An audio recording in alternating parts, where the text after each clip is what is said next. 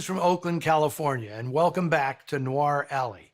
I'm Eddie Muller here at bar 355, where I've got for you one of the finest films of a genuine Hollywood auteur.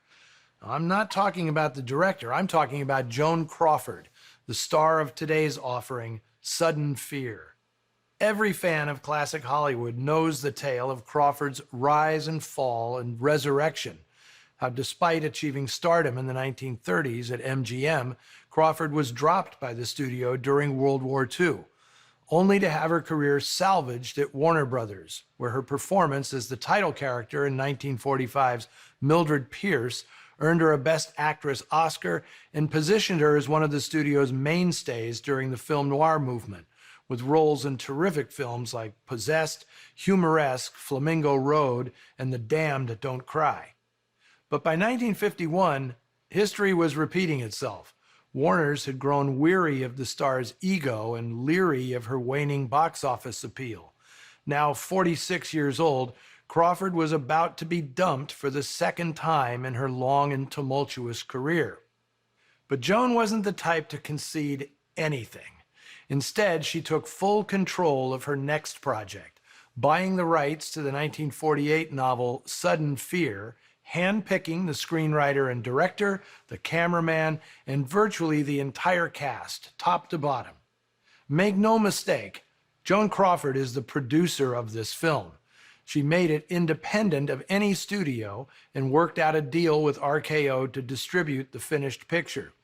The result was a smash hit at the box office, as well as another noir-stained Best Actress nomination. This was the second resurrection of a career that many people in Hollywood felt had reached its expiration date. Crawford portrays Myra Hudson, a successful playwright who rejects actor Lester Blaine for the lead role in her latest production, but finds him surprisingly suitable as marriage material. This was the breakout role for Jack Palance, who to this point had been limited to grotesquely villainous parts. He's certainly not the good guy here, but he got to show off the power and dangerous charisma that would soon make him a star.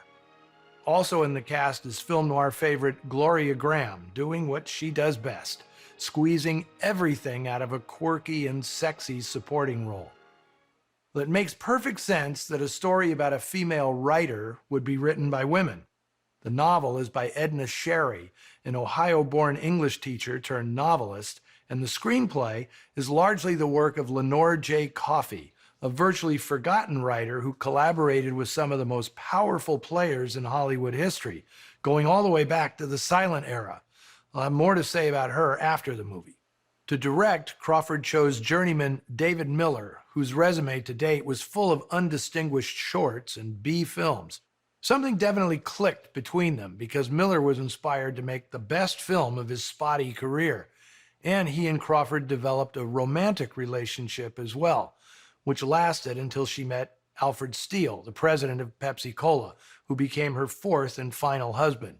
Even so, Miller would direct Crawford again in 1957's The Story of Esther Costello. The suspense in Sudden Fear is enhanced immeasurably by its score. Again, kudos to Crawford as a producer, giving 32-year-old Elmer Bernstein a crack at composing music for a motion picture.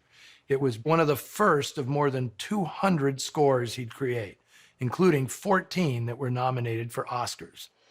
Another of Crawford's savvy ideas was shooting the picture largely on location in San Francisco, where DP Charles Lang makes evocative use of the town's geography and architecture.